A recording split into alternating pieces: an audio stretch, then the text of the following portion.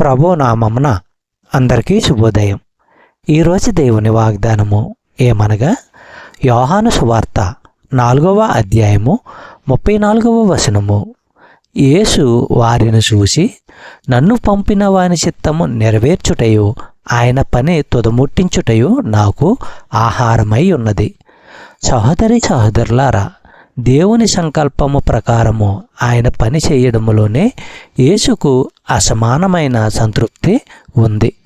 దేవునికి విధేయత చూపుతూ హృదయపూర్వకంగా ఆయన పనిలో నిమగ్నమై ఇతరులను క్రీస్తుపై నమ్మకంలోకి నడిపిస్తూ ఉండడంలో ఉన్న ఆనందంతో ఈ లోకంలో ఉన్న అన్ని శ్రేష్టమైన పదార్థాలతో విందుల్లో మునిగి తేలడం సాటిరాదు. లూకాసు వార్త 19వ అధ్యాయము 10వ వచనము మనము పరిశీలించినట్లయితే, నశించిన దానిని వెదకి రక్షించుటకు మనుష్య కుమారుడు వచ్చెనని అతనితో చెప్పెను. చెప్పబడిన వాగ్దానము దేవుడు దీవించి ఆశీర్వదించును గాక. ఆమేన్.